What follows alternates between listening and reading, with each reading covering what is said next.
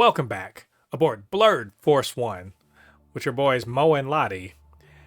And this is the Supercast. The Supercast where we talk about all things superhero and pop culture media. That's, of course, movies, TV shows, video games. We talk about the news, do some speculation, all that good nerdy stuff. And before we get into the podcast today, do us a favor, get down there, hit like on this video, or if you're catching this on a podcasting platform, do us a favor, leave us a review or, give some stars or whatever, however they rate things. 5-star will be best, but if not that, whatever you think we deserve, that'd be cool of you.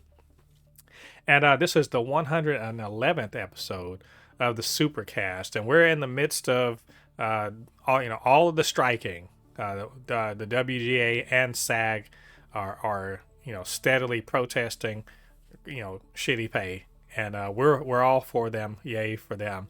But that also means we're kind of in a drought of news, but we do have some things that came out of San Diego Comic-Con and a ton of trailers because the ball keeps moving. So before we talk about all of that, Lottie, how you doing, man? What you been up to? What nerdy things have you been getting down? Well, I finally surpassed 1,000 followers on Instagram. This morning, actually, I woke up this morning and I had a thing from Instagram saying, "Congratulations on your 1,000 follower." And I was like, "Wow," that was pretty cool. Besides that, I haven't been playing too much of video games. I'm trying to get back into it. Um, Nerdy stuff. It's been besides really my animations. That's really it that I've been doing so far. Yeah, dude. It's this time of year, like all these things are ramping up, or in the case of real life, where have stuff going on. So I feel you. I've been wanting to play Street Fighter, and I got to play once or twice in the last week and a half, I guess. But I'm doing hmm all right there. But I've just been watching a ton of TV. I know you hear me talk about it all the time, but I've been watching the new Star Trek, Strange New Worlds show, and hmm they did a crossover with the animated Star Trek Lower Decks show, and that was pretty cool. That's a little thing that Comic Con, they had a little special episode that they aired early, so that was cool. And then of course I'm getting ready to just binge a ton of TV because Witcher season 3 is finishing off, dropped all today, and Twisted Metal and Harley Quinn, which we're gonna watch Harley Quinn. The first three episodes dropped, and we're gonna watch all that and then review that for the channel. So like so much stuff's going on for the nerds around the world, and I'm just like we're living in golden times, even though there's a strike going. So, hmm uh, but anyway, this is of course the Supercast. So we're gonna talk about superhero things, and as I said, it's kind of light on news this week. But we do want to talk about Invincible Season 2. Comic Con, they had a big panel and they told us, they dropped a trailer and they told us when they were going to debut Season 2, which is going to be all the way in November. But there's kind of a wrinkle in that too. And of course, they dropped the Adam Eve special, episode to kind of placate us. Which, if you want to check out our review of that, we did do that on the channel. So, go check that out on our YouTube channel. And then we're just going to do a bunch of trailer reviews. We got the trailer for The Marvels. We also got a trailer for, like I said, Invincible Season 2. The Boys spinoff Gen V. And remarkable for this show, even though we're supposed to talk about video games sometime, we're going to talk about a video game trailer for Marvel's Spider-Man 2. So all of that, and we are going to review the back half of the Secret Invasion show, review the finale and everything. What do we think about the last 3 episodes of the show? So lots to get into. Lottie, you ready? Yeah, I'm ready. All right, let's get it. So at San Diego Comic Con, it's Lottie. Can you believe at San Diego Comic Con, since there was these 2 strikes going on, they actually talked about comic books? So it's strange but true. They talked about the things that the con was originally created for. But also they talked about animation, because animation is not covered by the WGA or SAG. So we did get to hear some things, and in particular, Invincible season 2. They finally, after that, let me just call it shitty teaser trailer that they did earlier in the year to say, hey, we're working on it. They finally actually dropped a real trailer, and that we're going to review in a little bit. But I wanted to just mention that it is coming out in November, November 3rd, I believe. And we're only getting 4 episodes. Lottie, what the hell? Just what the hell?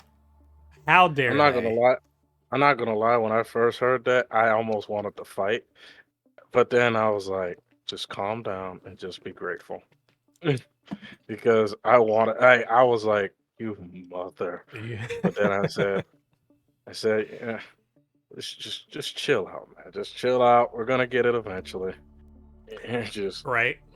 it's just, man, it's, you know what it's like? It's like Bleach. As great as this damn thing is, they're like, nah, we're not gonna release every episode throughout the week. We're gonna release it for 13 weeks, take half the year off, and then release it for another 13 weeks. Take another half the year off. Assholes. Yeah, that's I'm like, you mother. Oof. Uh, that said, they did do. I'm not gonna lie, they did do something that really like made me feel a lot better about it. I'm like, you know what? It's okay. We're gonna work through this, and that's they dropped that Adam Eve episode, full episode, not as full episode, a damn near hour episode. And spoiler alert, if you don't want to watch our review, we thought it was great. Just and a good indication that they have not lost a step as far as I'm concerned, storytelling. And that they're willing to like go all in on this show, as violent and bloody as it is. I think the Adam Eve special was a really good indication of where they're going. But also, Lottie, you got to think that they were like, man, we're about to piss them off with this 4-episode thing in November, so let's just throw them a bone. Like let's throw something at them to kind of keep them from rioting. Mm-hmm. Yep. Uh, so technically we get 5 episodes, which that was great. I'm happy that uh, we all know you don't, if you don't believe us, just watch our thing. We love that. We love that thing. So I'm just happy Invincible is back. There's no, it's probably one of the biggest mistakes Amazon ever made, not giving the show the green light halfway through the season. And I know it did, but it didn't, because it took 2.5 years to finally get some Invincible. It, Yeah, the pandemic didn't help, but that the turnaround of animation is it's not immediate. That they just because they had all of the voice actors in time for the first one, that it took them a while to get that one going. So it's kind of like animation, it needs at least more than a year of lead time, and then the pandemic screwed them up too. But hey, we always knew this was coming, and I'm just glad we're gonna get it before the end of the year. I mean, I'm happy about that. The question though is why. I'm curious. Like we anticipate what, 8 to 10 episodes for the season. Why are they only giving us 4? That's I don't know if I should be concerned about that or not. I mean, it is concern. I just don't understand why Invincible is taking this long, because, like you just said, I'm almost calling, like, not cap on what you were saying, but if Vox Machina has a 1 year thing, they can have you know what I mean? And Vox Machina has a lot of big time voice actors. They have just as, like, let's be honest, Vox Machina, when it comes to voice acting talent, it's just as good. Just as good. Just as big name. And it only took them a year to make season 2. Well, And it's to be fair, they crowdsourced their financing, so they kind of already came to the table with season 1 paid for already. So Amazon's investment in the second season was probably very easy for them to do. Whereas with Invincible, it's all Amazon footing the bill. So I could see why maybe they were hesitant, because not just the amount of money to spend on the voice talent, but really for how much time it takes to get the animation done. They weren't sure it was going to be good, which is weird because I mean Robert Kirkman doesn't, it's not like he has a ton of stuff under his belt, but he did have The Walking Dead. So I mean, like, I don't know how they couldn't invest in a 2-season order. But I'm starting to see that with some animated projects nowadays. Have you noticed that other people doing original animation or whatever, they're just committing to 2 seasons straight up, like instead of just one. And I think the Invincible situation may be part of that, because you're right, it shouldn't have taken this long, at all. Yeah. There's no reason. Yeah. But either way, we're excited. Like, I don't know if you guys can tell, we're actually stupid excited about this, because Invincible is a great show, and we're just excited to see where it's going, and we'll talk about more about why when we review the trailer. Moving on to the next thing, and that is, speaking of Invincible, Lottie, let me just say, I'm not a big Mortal Kombat fan just because I suck at the game. I'm not good at it, and that's fine. But one thing that I always thought was cool, especially since, remember Warner Brothers, they ended up, basically buying Nether Realms or whatever. And so they've been behind, ultimately the corporate, the corporate overlords of NetherRealm that's been making Mortal Kombat forever, and they've been doing that for years now. And that's actually led to Mortal Kombat having DLC characters that were from all over the place, and that even eventually led to Injustice and all that, the Injustice series.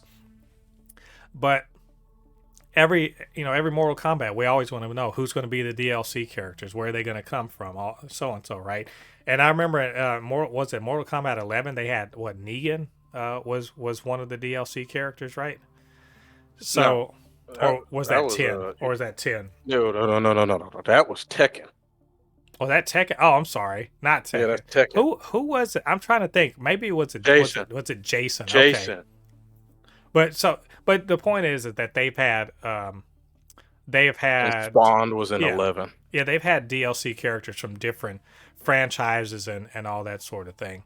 Well, all that being said, Mortal Kombat 1, everyone's really sort of looking forward to it, and how it seems to be sort of resetting the Mortal Kombat, world or whatever. And then they released what they call a villains pack, DLC pack that they're going to be doing. There's 6 people, 3 of which I don't give a fuck about, because they're not superheroes. But the other 3 are superheroes. And Lottie, when I saw this, I was like, wow, you know what? Genius, but also, like, I never expected to see such a thing. And it's going to give us, I might even have to buy this just because it's going to give me an opportunity to do something that I wanted to see in real life or on animation. And that is to see Omni-man beat the fuck out of Homelander, just like he stole something, like just beat him to death, because we're getting Omni-man, Homelander, and for good measure Peacemaker as Mortal Kombat 1 DLC. Lottie, I mean, genius move, or the geniusest of moves. Peacemaker makes sense because he's directly owned by Warner Brothers. Yeah, Homelander, adding Homelander and Omni-Man to the show, that is definitely marketing material. But I know this is just me joking, but I have to say it. Still to this day, Mortal Kombat, until you add this one character as a DLC or even a real character into your video game, I will never truly respect you as a company. Where the fuck is Ultra Instinct Shaggy. Where he's canon in the Mortal Kombat universe. He's canon. Where is he? You know, and here's the thing. Well, he's owned by Warner Brothers. You don't have to go through anything. You can just put him in the game. They had him in multiverses, but But what I don't understand is that he is actually canon to the storyline of it. They put him in a movie. So then why the fuck is he? But yeah, that. I mean, they put Homelander and Omni-man and here's the thing: they better release at the same damn time. They better not be a month of. I think they are. I think they're all going because they said the villain pack. So it's 6 people. Like I said, the 3 others I don't care about at all. But seeing Omni-man, like they showed Omni-man and then Peacemaker, and then had Homelander floating behind, and I was like, he should be behind Omni-man because that's how disrespected he should feel whenever Omni-man's around. Nolan, we've talked about this before, right? About like the Superman knockoffs and everything. And Homelander has no business even trying to have a fight with Omni-Man. Like, it's not even something he should consider to be a possibility. Like, you talk about... Nolan will rip him to shreds.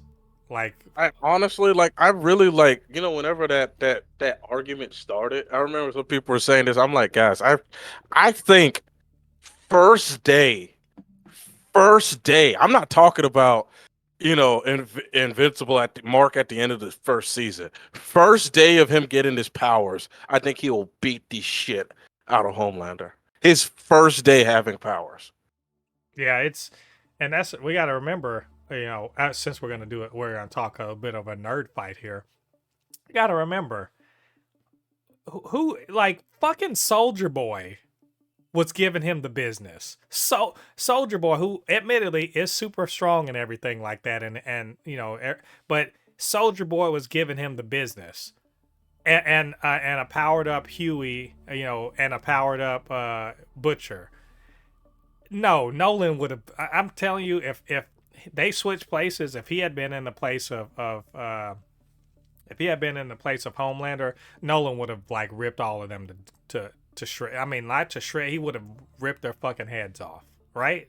I'm gonna just say this. I'll just say this: Homelander in the world of Invincible is a fucking peanut. Like, if I really was thinking about this the other day.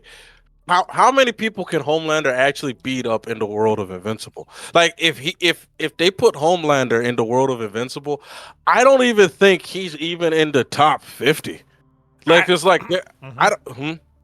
Immortal could beat him. Yeah.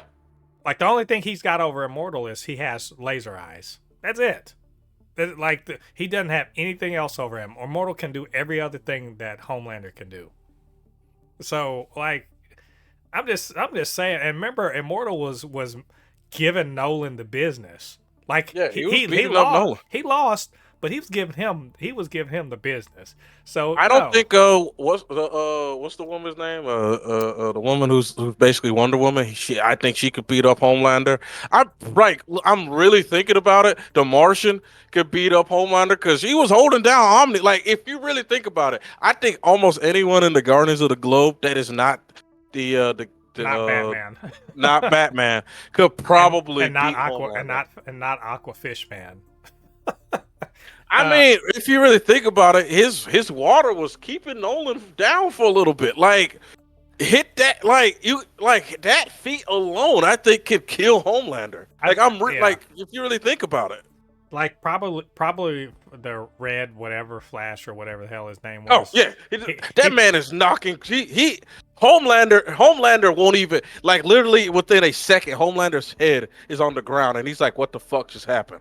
Yeah, that is what Red Rush is doing. The only thing that Homelander has over them is he is quick to kill.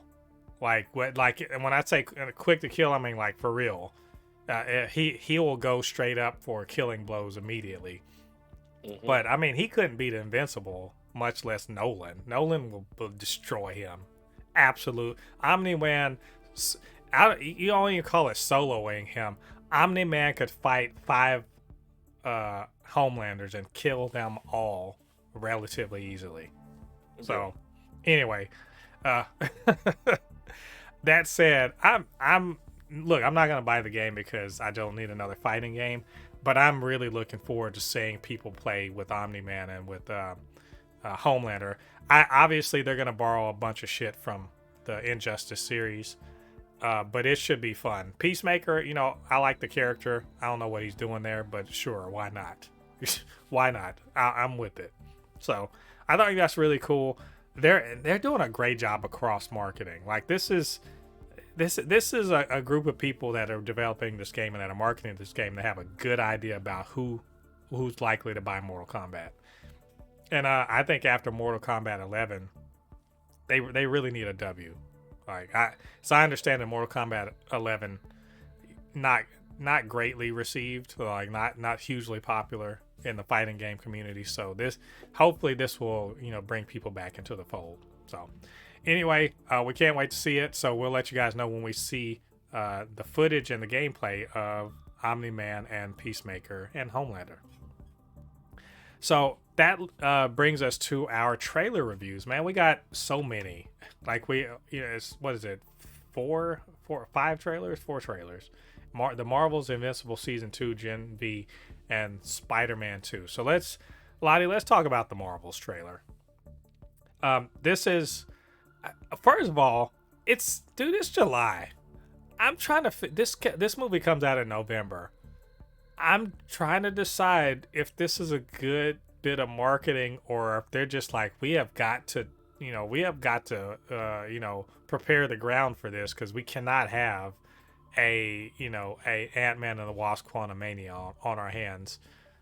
So they're marketing 6 months in advance, 4, 5, 6 months in advance. And so that they drop, and of course this trailer kind of coincides with San Diego Comic-Con, which is a good place as ever to do a trailer reveal. But I just wonder if the impact is going to be that significant. And obviously they're going to probably drop another trailer or two. So, Lottie, you saw this trailer, and what did you think about it? The Marvels, that was pretty, honestly, that was, okay, so is it the Creed that is the villain? Because it is some of the Kree, but and this is going to be something we need to talk about later on when we talk about Secret Invasion. But yes, Dar-Ben is a character that is an accuser, apparently. And it's, so we all get that. It's kind of crazy that they just simplify their power to just being light, and I'm like, don't do that. No, cosmic, just. But hey, whatever. But so yeah, it's kind of like honestly, all the trailer really did is just gave a little bit more of a viewing of the woman, because at first it was making it seem like it was just a clone of what's her name? It looked like it was a clone of Captain Marvel, because the names confused me. Captain Marvel, but now we can clearly see, it's a completely different person, and I guess they can't fully use their powers, because if they do, they'll switch places. So I saw Captain Marvel was using like a little finger sword or something like that to attack her, and we're starting to see more of the scenes where it seemed like the part where what's her name used her powers. Captain Marvel was flying down to Earth to see what the hell is going on. So really, it's just all of this trailer did is just give us a little bit more information of what we're expected to see. That's really all I took from it. Yeah. Well, it's definitely an expansion on the previous, trailer. We saw some footage we've seen before, some we didn't, and also it draws attention to the fact that that Dar-Ben has one of the bangles. So if I'm anticipating that when this is all said and done, Kamala Khan's going to have two bangles, but that Hmm. bangle somehow is and that little staff that she has is somehow what entangles the powers and causes all the kind of the issues. So clearly, the Kree are up to something, or at least a faction within the Kree are up to something. And this Darben's got a mat on for Carol Danvers, surprise, who's been running around kind of being a thorn in the side of the Kree for 25 years. And so all we see all that's going on. We see more of Monica, what her powers are really all about, and we also see that hey, this little trio is eventually going to come together and they're going to gel as a team.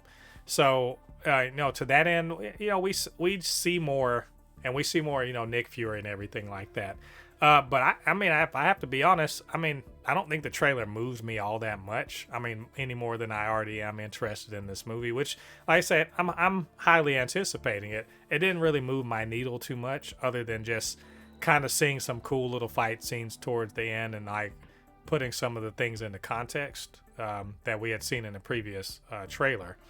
So I think if I had seen this first before we saw the other teaser trailer, I'd have been a lot more geeked out about it. But since this was really just like an adding on to something we already seen, I really more like, okay, that's pretty cool. Yeah, that's fine, and cool. Let's see more of the story and actually see what's going on. And also, it's just kind of giving me speculation, but I'm gonna try to keep that to a minimum. So, cool trailer. I think they can do a lot more, and I think we're gonna get at least one more, like in the next couple months. So.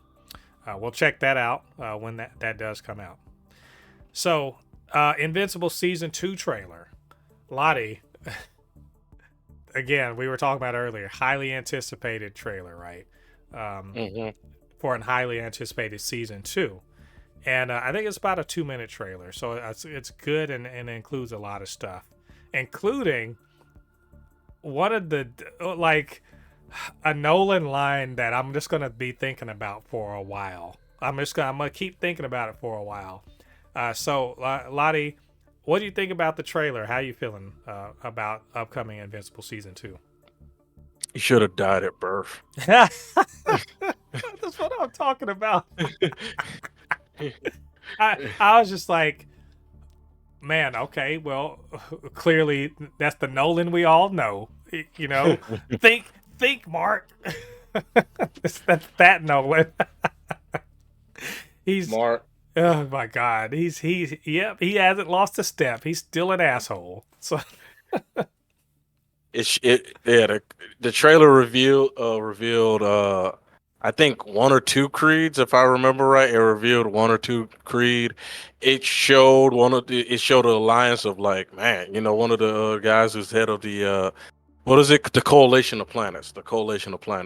um it also showed a little part of that, yet still to this day he's still struggling with his regular life and being invincible.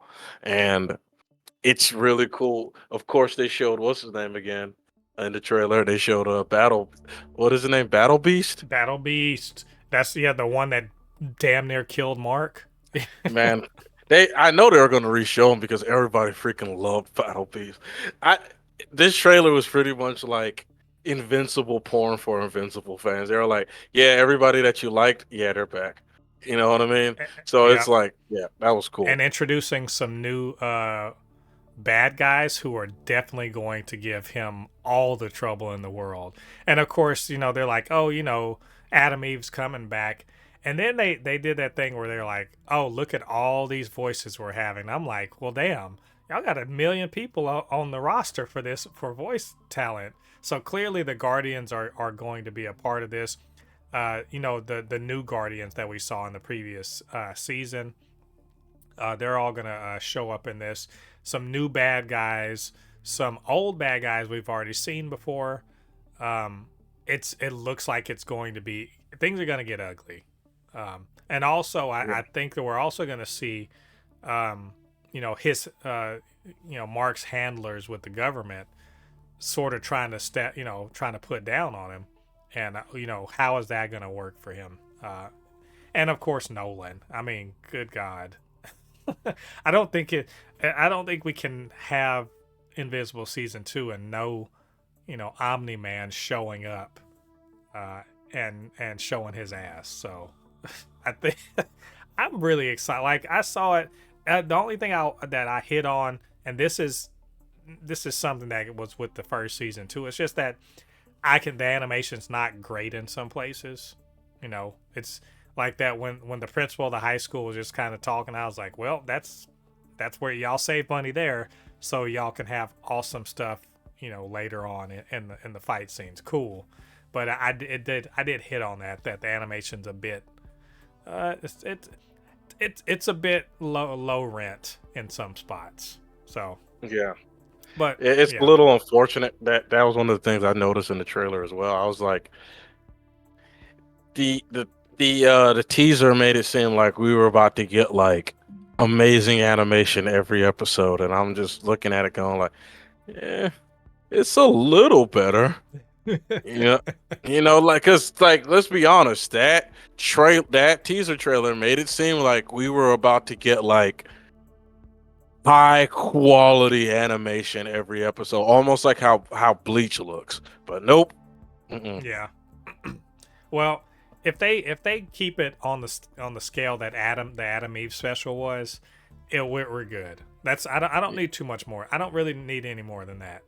So Yeah. I'm hoping, and I'm hoping that maybe that's why they're kind of delaying, so they can squeeze as much out of that animation as they can for the back half of the season. So either way, I'm pleased. Very very excited, and we're gonna let you guys know what we're thinking about, because I'm pretty sure we'll get another trailer before November. So we'll talk about it then. The next one is also from Amazon Prime. The Boys, we know The Boys season 4. I think they wrapped filming a while ago, but they talked about early in the year they're doing a Gen V spinoff where it's talking about college kids, a university where all these, superpowered teens, and 20 somethings go to train and to see if they can make it onto the team, any of the various superhero teams around the country. Think of it as, if you like basketball, this is the D League, where they're just below being, the pros. They're just below being like the NBA. So they're trying hard to get put on. Cool.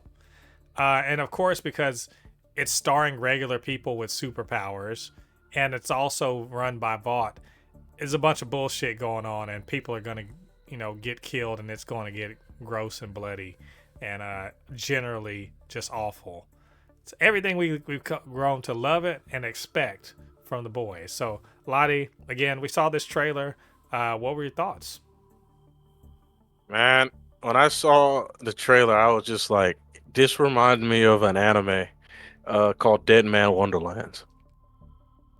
And it's almost just like it, where the main character has blood. Well, every character in the show have blood powers, but she has specifically blood powers. First, it starts off as this like cool, happy-go-lucky college show where, I mean, it looked like it's like a teen college thing. Everybody's happy, but then all of a sudden it starts turning blood. When I saw her standing in the middle of a circle of blood, I said, "Oh, here we go. This is when it starts going to turn. This is where it's about to start turning." And then it kept turning. Where you see a guy put his fist up a guy's throat out of his own fucking mouth. That is the Boys that I remember. That is the fucking Boys. And it just kept going, and it didn't fucking stop. My God, man. I'm just like, then they threw in a little bit of a sex scene, then more blood splatter, then more organs flying everywhere. Yep, it's the Boys. And then let's why? Why do they have Homelander doing the pose of Jesus Christ on top of the damn building? Like, what? I Uh, wonder if this is post Homelander taking over Vought. I wonder. It obviously, and here's another thing. Obviously, he's going to be their star alumni, the guy who's graduated from the university, and he's the best. So mhm. I imagine that that's what's going on there. Um, yeah, I mean everything you said. It is it like of course they start like yeah this is great. We're gonna I like that the main character she's like I'm gonna be the first black woman on the seven. That's she's ambitious. She really wants to she wants to make a name for herself as a superhero, and then you have essentially people being like everything's not what it seems and everyone's trying to party or what they're teens and 20 somethings and they're powerful and they know it and they're also ambitious. So like I said, it is like the D League where they're trying to get on, and some of them are think highly of themselves, but the consequence here is of course people getting killed, or I'm thinking people who don't pan out so well they get disciplined or disappeared or something like that. There's something rotten at this university. There's something rotten in the world of the boys in general, and they've also seemed to be promising some cameos from people from the main series. Like Ashley, who's the CEO of Vought right now, and we saw A Train, we saw Homelander. So there's a potential for like some crossover to just kind of reinforce what's going on. Um, I'm just excited. That's all I can say.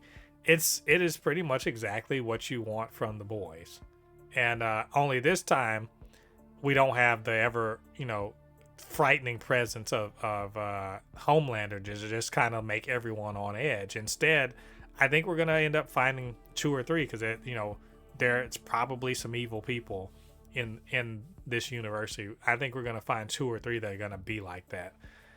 So, dude, I'm looking forward. Looks good, and it's actually coming up very soon. I think it's coming up in September. So, we'll let you guys know when that drops. How what we think. And so, Lottie, finally, last trailer. Marvel Spider-Man 2 is coming out in October, I believe, and they did a story trailer for it, and I checked it out, and you checked it out, and it's all about Venom. The symbiote, and Harry Osborn is back, and Miles and Peter are sort of just dealing with Craven and stuff like that. A lot of stuff going on. So Lottie and I. By the way, I never played Miles Morales. I only played the first Marvel Spider-Man, so I don't really know what happened in Miles Morales. But I'm assuming that this is a sequel to both the first Marvel Spider-Man and Miles Morales. So Lottie, knowing all that, what did you think about this? Listen, man, I'm just excited for the new Spider-Man. They did exactly what they. It's we all know it's they said they pretty much confirmed it's not Eddie Brock, so we all know who it is. It's Harry. Is Venom in this universe, and it's like you said, he doesn't want to do any of this. He doesn't want to do any of that. He just wants to kill Spider-Man. And I'm just like, damn, the hell did he do to you, man? Shit. He scuffed his pumas. I mean, fuck, man. I mean, it's kind of cool. I mean, what's his name was when he's everybody said because the voice actor of Spider-Man is the same voice actor of Sasuke in English, Yuri Lowenthal. Everybody's making a joke that saying Spider-Man's doing his best Sasuke. when he has the black suit on, he's doing his best Sasuke. He's Spider-Man about to avenge somebody. He's gonna. But yeah, I'm really excited. They're doing honestly, this is Insomniac and Sony have this video game is the best representation of Spider-Man. I feel like of all the things that we've gotten of Spider-Man in the last 20 plus years, this is the best representation I feel of Spider-Man that's been made in the last 20 plus years. And they did a great job with the Miles Morales video game. And man, I just can't wait. I just know that this is amazing. It makes me even more excited when Wolverine finally comes out. Right. Oh well, yeah. Let's. Ooh, we're gonna definitely have to talk about that one. I like that this seems to be. And again, I did not play Miles Morales, but seems to be an evolution of the gameplay, the the play style, the control scheme, the they like all good sequels, more and more villains, more thrilling setups. We didn't really see a ton of the gameplay, but the Craven's in this bitch, and it's going down. And I'm like, if he thinks he can fight hand to hand with Spider-Man, he probably can, right? I don't know who the Asian guy that Miles is dealing with, but he's there's something going on. Miles is trying to be at some point the steadying influence on Peter, who clearly gets the black suit, gets the symbiote, and yes, they are setting up Venom, who obviously he's going to be a huge problem later on down the line. And I even saw, did we see Norman Osborn? Am I right about that? Yes. So we saw Norman Osborn. I don't know if that was a flashback or something like that. MJ is super, concerned about what's going on with Peter. And look, I mean, Harry being back, that's I already tell they're going to be like doing some heart wrenching stuff. I'm going to predict Harry doesn't survive the game. Like he just doesn't, and they're just gonna they're gonna do something moving with it. I'm hoping. The thing is, I really like the first Spider-Man game, and to me, the action, everything, that's all fun and stuff. I think maybe the storytelling, some of the storytelling aspects weren't terribly strong. I mean, y'all don't have to agree with me. I like playing the game, but I think that there were some aspects of the story that weren't great, even though I really like the Miles Morales parts on there. And I like the bits with MJ, but they're just, some of the background stuff wasn't as good. So I'm hoping that they did more in Miles Morales and they really tighten the story up in this one and make me feel something, really make me feel something about it. Because I know Peter and Harry, that relationship is super important, and I want them to make me feel something, because I know he's gonna die. So if he's gonna die, make me feel something about it. That's all. But I'm really looking forward to it. I don't know. I'm probably not gonna play this game until 4 years from now. So I will happily talk with you about it when it comes out, and you can let us know what you think. So all right. Those are all of the trailers. Like I said, lots of trailers. Really happy to get a chance to look at all that stuff. Really anticipating all of it. But anyway, what did you guys think about these trailers or any of the news items we talked about? And what do you think about what we had to say? Get down to the comment section, leave your thoughts there. And of course, you can always hit us up, supernotfunnyshow@gmail.com or at supernotfunnys1 on Twitter. All right, so that leads us to our final segment, which of course we're going to talk about Secret Invasion. The finale came out yesterday, and we reviewed the first 2 or 3 episodes, and now it's time for us to review the back half of the season. What we thought about it, what we thought about this, the finale, and what it means for the MCU going forward.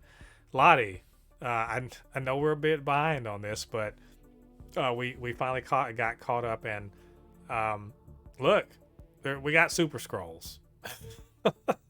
That's at the end of all of this, like I just say for me personally, because I know you were a bit behind on the episodes. I watched week to week up until yesterday, and I think episode 4 and 5 are probably the best of the whole season. Even though episode 6 had some really cool stuff. And I kind of came away from this whole thing disappointed. And I'm not gonna lie, kind of disappointed, underwhelmed, if you will. If for no other reason, because Secret Invasion has such promise, and it followed through on some of that promise, but also it felt small. If that makes sense, it felt small to me. Like, this should have been a huge, earth-shaking thing, even at the end of it, you know, and we'll talk about it in spoiler, but at the end of the resolution of it and where it kind of sets the status quo for scrolls and for humans and the kind of like, you know, scrolls on Earth, even with that, I feel like it should have been more earth shattering than it was, and it feels small. It feels small in two ways. One, it feels small in terms of like locations. It feels like it took place in like, you know, one city in, you know, over the course of a few days, but also the larger implications of, you know, revealing that scrolls exist on Earth should have been like shattering to people, and it just doesn't quite feel like that. So, uh, but without getting into too many more details before we get into spoilers, Lottie, uh, I mean, what did you think about this last half of the season and like where it kind of left the MCU? I'm like you, man. I didn't care for this. This, in my opinion, is the worst Marvel TV show I've seen, and and it pains me because see, the scrolls is a big part. Secret Invasion and the scrolls is a huge part of the Marvel comics. This should have been a freaking phase, man. Phase Phase 4 should have been scrolls. It's just a TV show. And then Marvel does what Marvel does best in the final episode. The When the pew pew fights. I'm just it when the show was so grounded, I don't get it, man. I don't get it. It's at the point now that I'm just like I think they're doing this on purpose. It's just my God, man. And the whole point of what he was doing was just I want to say it, but I don't want to. I want to wait till we talk about spoilers. But it's just it man. it And then Mhm. the whole thing of scrolls not knowing what another scroll is to me is the dumbest thing I've ever seen. It's just so stupid. How does a scroll not know what another scroll is? Right. I don't know, man. It was very disappointing to me. I didn't Yeah. care for the show. Yeah, that I think where I mean, again, before we get into the spoilers, I think where this show sort of fails is like in scope.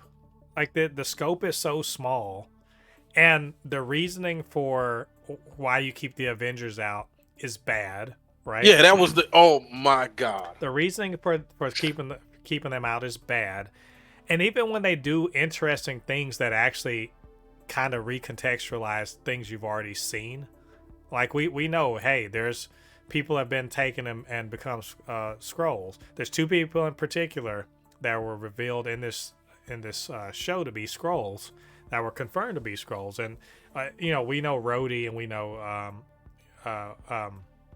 why can't I say his name? Everett Ross.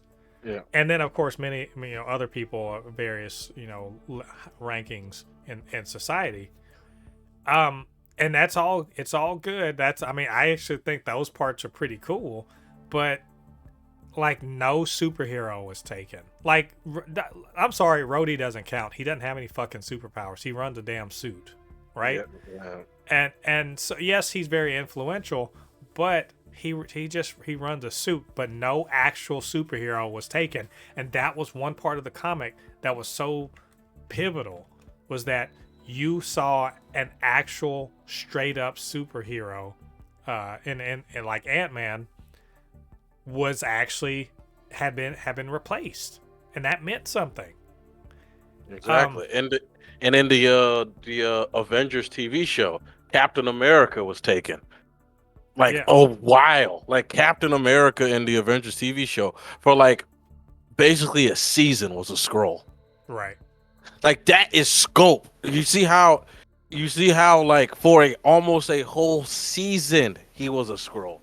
That's pretty much like we were saying. Like this should have been phase 4 should have been scrolls.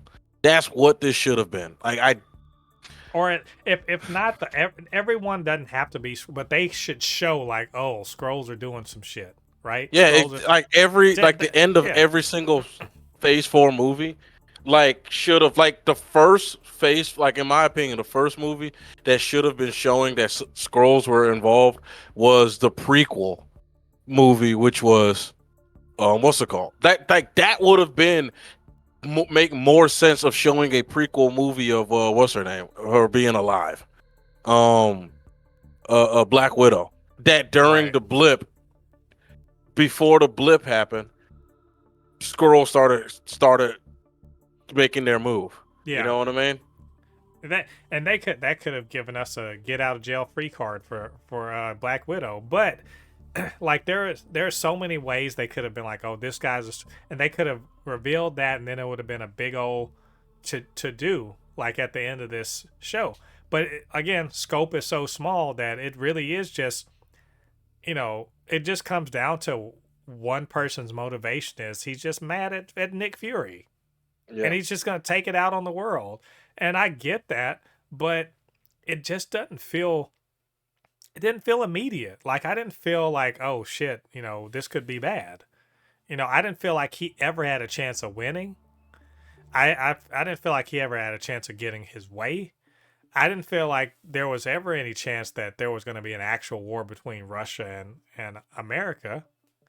Um, it just it felt like June. It felt like bring your kids to work day at the fucking Legion of Doom. Like the kids get to play with all the toys and everything, and down to the way they finally sort of work out how to stop Gravik and sort of set everything up in a way that leads to like a Super Skrull fight.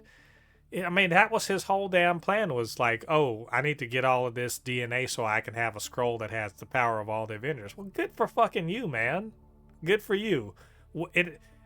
Spoiler, only 2 people got it. All right, cool. So there's all this for literally superpowers. Yeah, there's literally no, like, I was like, oh, at the end of this we're gonna have Super Skrull that can fight against the Fantastic Four. Nope. So he's dead. Quick spoiler, Gravik dies like every other motherfucking villain that ever had. And I want to say another thing. Kingsley Ben-Adir, criminally underused in this show. Just underused. Like his kind of 1 or 2 note version of Gravik. Like at the end, he's just mad. He's just a mad dude. He's the teenager, and he never fucking let go of that teenage madness, anger at Fury. All right, fine. It's like it's not good. It's not good. Motivation. I don't feel like I got to know him very well. I don't think he was well fleshed out. He was just a bad guy. I mean, he's a bad guy with a mat on. Cool. And for that we lose Talos. Why? Here's my thing about the MCU. What is with all these pointless deaths? What is like? It's honestly starting to get frustrating, and it's like, and it's not, and casual fans are starting to talk to me about it. Why are they killing people off like this? Yeah. Like they're just like, why? Because stakes. Why did you killed off 2 people in this show? Why did you kill off Maria Hill? And why did you kill off? Why? Because stakes. Because anyone could die, except clearly Rhodey and Nick Fury aren't gonna fucking die. Like obviously that's not gonna happen. I mean, bro, yeah, Maria Hill is a fan favorite from the original Avengers and before. Why? She literally, Kobe Smulders does not have to do much to be in that role. She really doesn't. But to be reasons. All right, we killed her. Let me just say, it's not all bad. I'm gonna say there are some, to me, for this season, especially for the last few episodes, there's some real highlights, some standouts to me. Number 1, high on the top of the list, far away from everyone else and everything else, is that Olivia Colman as Sonya Fallsworth of MI6 is fucking awesome. Every time she was on screen, I loved every second of her on the screen. And god dang it, I'm so glad that she survived because I need more of her, like doing her thing. She is my Her, like she's awesome. her, and I forgot her actual name. But Priscilla, her and Priscilla were the Yes, two best characters in the entire yes, show. They were the two best characters in the entire show. They, like you said, when you actually the good of the show were those two characters. When they were on screen, the show was entertaining. I actually, like, literally, when they left the screen, I'm like, here we go. Like, those were the two most entertaining characters in the entire show. yeah, Like, and they stole the spotlight every time they were there.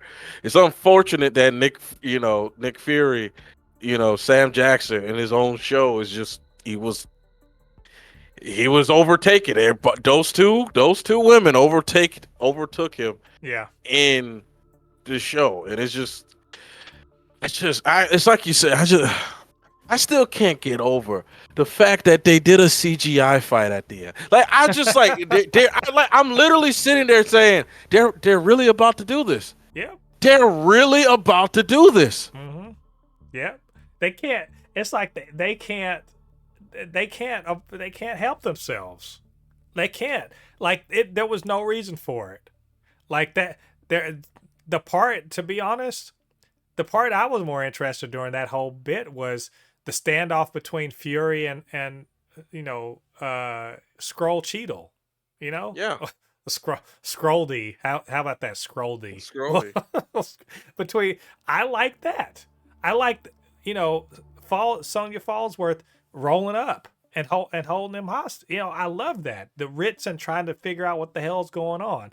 That's the whole who can use their powers better deal. Whatever. It's really whatever. Because you know what, and you know what really pisses me off about it? I like the actual fight. I liked watching it. It's cool. What kind of pisses me? Well, a couple things piss me off about it. One, Gravik going out like a punk, like a sucker, will never be cool with me because you build this guy up. He's such a badass, but somehow he can't grasp his fucking powers as well as Gaia can. Okay, cool, I guess. Yeah, and also remember he has extremist powers. They both have extremist powers, but he can't regenerate that part of his body. Oh, come on. And it just, him of all people who was literally involved with all of this stuff and knows all the Avengers and all those people very intimately, doesn't know how to use his powers better than her. Like, I was literally like, he's dead. He's She he's was dead. she's like I Captain Marvel shot him through the chest. I'm like, why would that work? He's got Captain Marvel powers. That literally shouldn't. You know what? Whatever. I'm not. I'm gonna stop asking questions. I'm just gonna stop. I know you guys had a certain amount of money for the budget. You got to do a pew pew fight. I wish they'd stop fucking doing that. That wasn't necessary. It literally wasn't like it's literally was like, I'm like, why did he? I'm like, why did because in my mind I'm like, he didn't have to. They didn't have to get the powers and all that stuff. Like, they could have, like, in my opinion, what I would have liked so much more is he, like, right when he was about to activate the thing, she shot the glass. You know what I mean? Right. All this was Marvel's way of giving a new superpowered character that's on Earth Yeah. that's a hero. That's all Yeah. this was. This was their excuse. Since they can't have Captain Marvel, and I'm like, all right, cool. So the Super Soldier, the Super Scroll is okay. There's only one, and which is fine within the context of the comics. There's only one, But but it's a good he's so character. much. Well, he's alternately a villain or not, but he's so much more interesting than Gaia. Just is. Yeah. But I mean, obviously got decades of story, but still, you get Gaia, and now the other thing that kind of pisses me off about this pew pew fight is now for the next however many fucking years I gotta sit and watch nerds debate or fight about whether or not Captain Marvel is going to lose to Gaia. Fuck me, I don't want to hear that at all. Like, yeah, they ironically made the most powerful character in all of Marvel because it has. Think about it. Let's think about this. She didn't do it, but she has Thor's blood in her.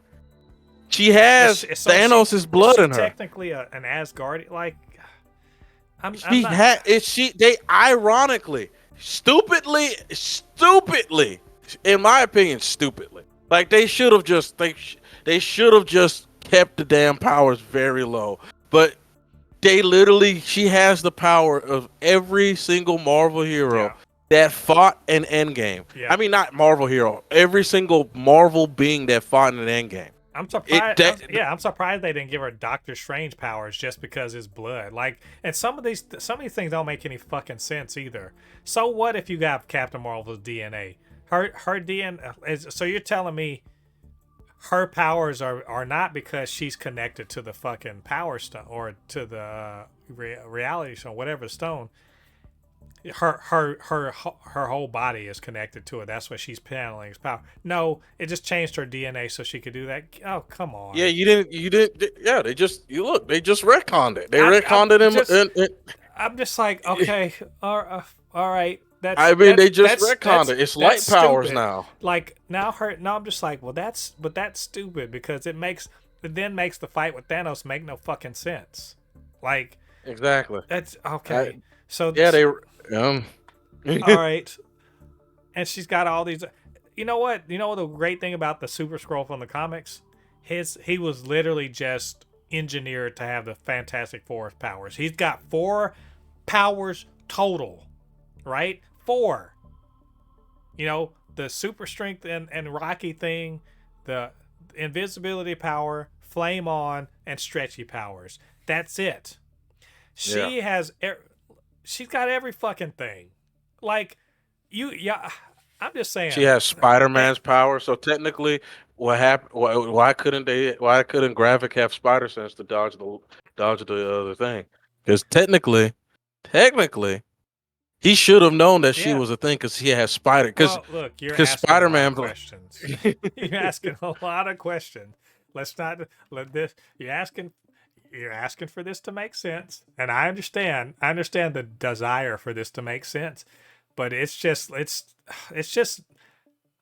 a MCU stan, I'm a Marvel stan, and as a Marvel stan, I can say this is probably one of the worst fucking story decisions they've made in the MCU ever. Like, I don't see how they remedy this. Yeah, because you made a character way too powerful. It's not even just way too powerful. It's a character that can literally be anything whenever you want her. Yeah, she's way too fucking complicated. Like, let's be honest. You made every single hero from now on irrelevant because she can do everybody's thing. They've done a worse thing because as long as in the MCU there have been powerful women characters, you know, Black Widow doesn't get this because she's just a person, and Scarlet Witch doesn't really get it because, you know, up until recently she couldn't fucking control her powers well. But Captain Marvel and every other kind of like powerful woman has gotten this flack about being a fucking Mary Sue, right? Like, she didn't earn her powers, blah blah blah. So now we're gonna literally all of those other characters that they get accused of being a Mary Sue. It's bullshit accusations that doesn't make any sense relative to like what other male characters, how they got their powers and shit, right? But this is actually a situation where it's literally true, where she just has fucking everything, and it's awful. This is awful. Like, I'm so glad that she's just gonna work Black Ops and shit for Fallsworth, so at least we get to see Sonya Fallsworth in the future. That is the only, redeeming quality of this whole situation. Because and by the way, Emilia Clarke, this is not her fault. She's just playing a fucking character. She's playing a character that was given to her. It's not on her. I'm not, bothered by the fact that she's doing her thing as Gaia. But Gaia, the character, needs to be fucking like nerfed and fast. Cause she is a game. She breaks the fucking matrix. She ruins any story she's in because she's the Swiss Army knife for any fucking situation. Like seriously, the only way this could be good is if she's a bad guy. If she's a bad guy, cool. She's got all the fucking powers. Now it's a hard time. If she's a good guy, she is the answer to every fucking question, and I don't like that. It's Yeah. Can y'all? I don't know if I'm shaking my head hard enough for y'all to hear, but that's what I'm doing right now. God dang it. Yeah, I'm not. Yeah, you're not the only one, man. I was just like, why, why create this? Like, why would you? I. And here's the thing that's going to be even worse from now on. If she's not in every movie, like, people are going to ask that question now. Where was she? She has all their powers. Couldn't she have helped them? Yeah. It's like imagine it's like what Toriyama is going through in Dragon Ball right now, trying to make us all be scared that a character is gonna die when no one gives a fuck because you have Dragon Balls that can literally repair a universe. No one gives a fuck about a character dying in Dragon Ball anymore because of what you did of lowering the stakes. You created this character, everybody's gonna be like, where is she? Where's this one character that could like beat a Hulk and Captain Marvel at the same time? Yeah. Yep. And we're going on and on about this. I think I'm done with that. But I want to highlight just before we finish. Again, there are some redeeming qualities to this. We didn't talk about Rhodey and what his, we found out how long Rhodey's been, a scroll. And it's a long fucking time, man. It's a long ass time. Like, he may have been fucking changed out when he was in the hospital after having survived that fall in Civil War. Like that, it's literally he's been since in Infinity War and Endgame. That was a scroll. What? So this graphics plan to infiltrate and take over people is damn near 10 years in the making? Is that what you're telling me? Like, Nick Fury, what the fuck were you doing? And how Nick Fury, he's always on top of his game, except he didn't see this shit coming. What? I mean, come on. I think that's cool. And like, I want to see the implications. I think we're going to see the implications of that in Armor Wars. But like that's a long time. And we saw Everett Ross. He was being kept down there, right? Everett Ross, the last time we saw him was Wakanda Forever. Was that a scroll? I don't think so. Did Secret Invasion take place before?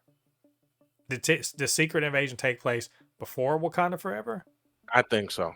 The reason why I say that is because there's just no way that scroll will be able to get away being within Wakanda. And I say this, one, because they have Everett Ross DNA, because remember they repaired his spine.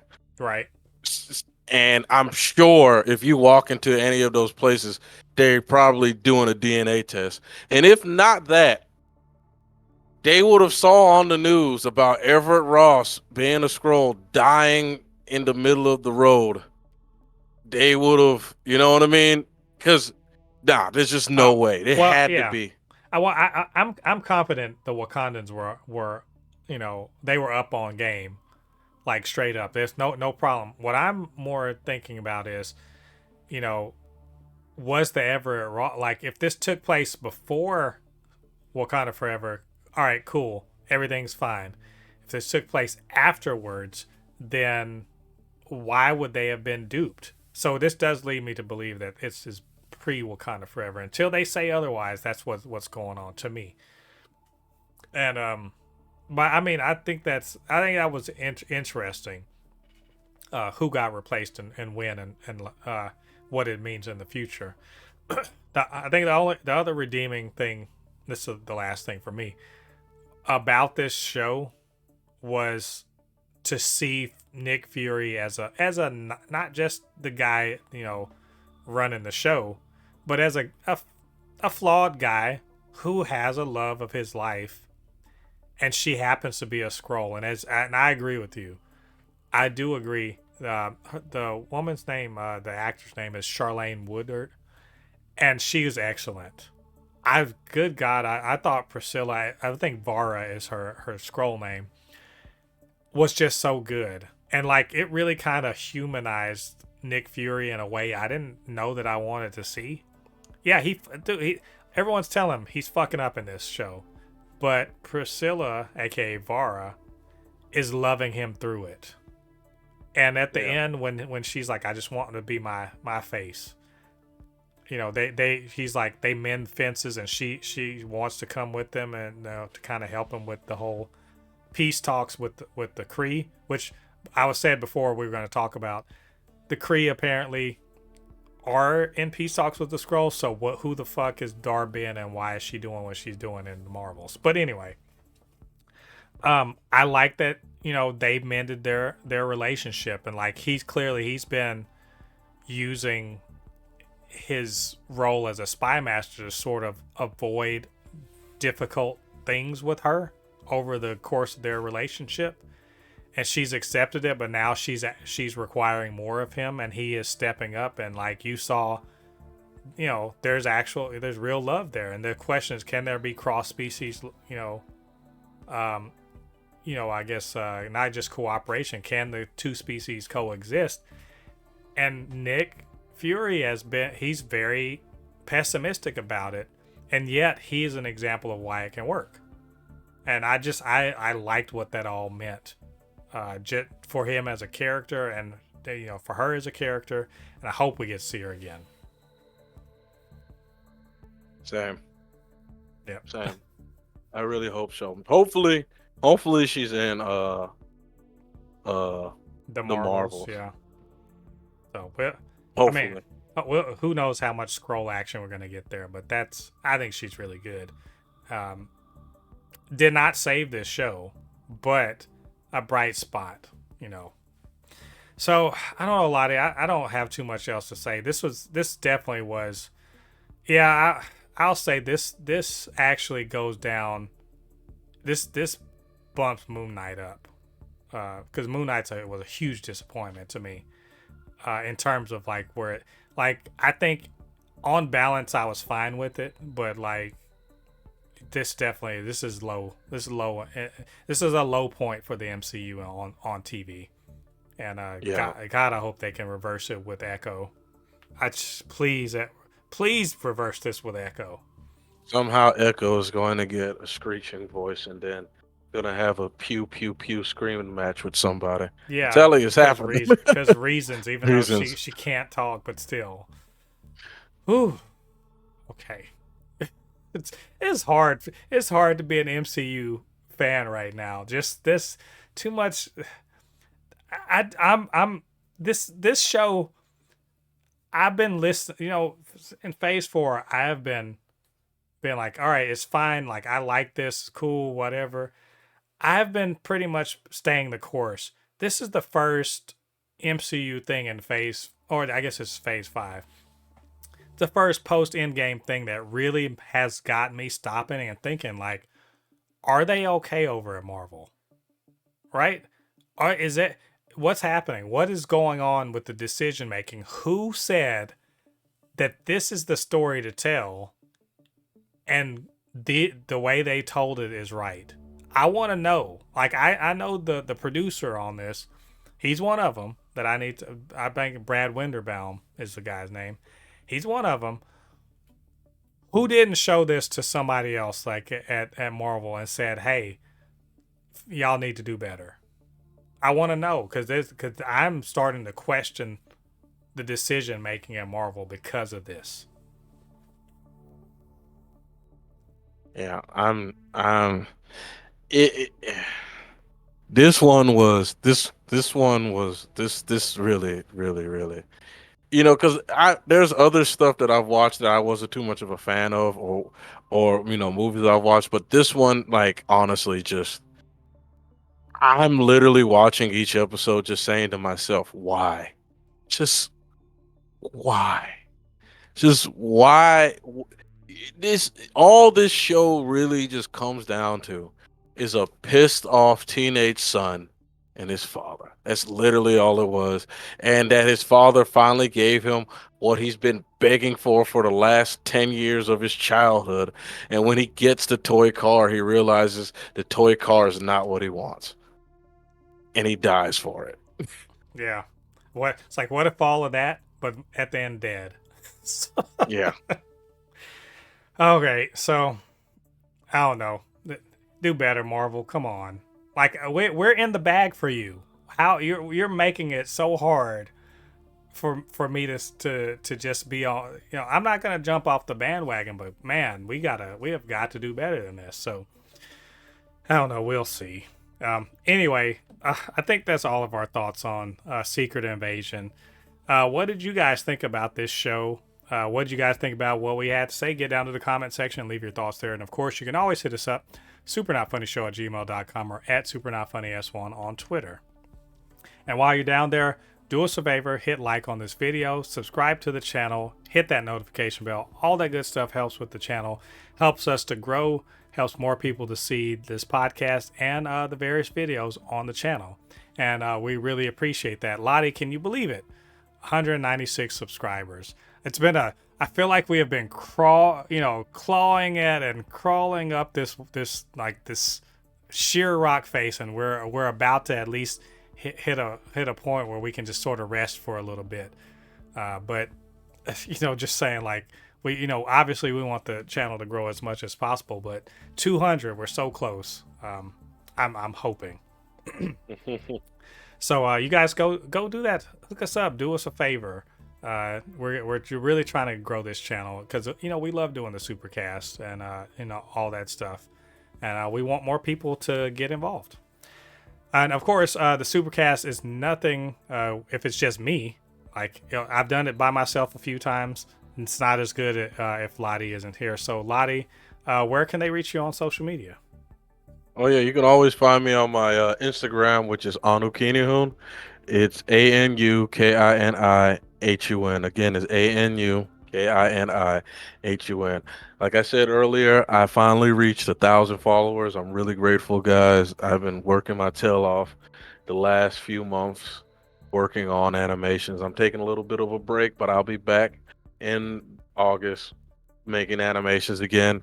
And of course, you can always find me on my YouTube channel, which is now have been rebranded to Anukini Hoon's Animations. So as I was spelling it before, same thing, but animations at the end. I'm really, really leaning into this animation stuff. It's actually gained me 12 followers on YouTube. So yeah, guys, if you have any time, come over to my Instagram or YouTube channel. Watch my stuff. Yeah, you guys go show Lottie some love. Do the usual, subscribe, like, all that good stuff. We really appreciate y'all showing some love. And also for just hanging out with us for a little over an hour, listening to us just talk about these things we love, superhero things. This is what the Supercast is all about. I can't believe 111 episodes and we're still going strong. Because, this superhero stuff, it just don't end. Next week, come join us. I think we're going to go ahead and talk about Harley Quinn Season 4. Like I said, just dropped. And we're super excited about Season 4 of Harley Quinn. It'll be a good time. If you don't like talking about adult-oriented things, maybe just maybe skip this one, but you don't want to because Harley Quinn rules. So come back for that. Until then, I've been Mo, your comment extraordinaire on all things pop culture, joined by the anime expert, video game designer, and lover of all things superhero, my good friend Lottie. And we'll see you guys on the other side of the thread. Peace. Peace.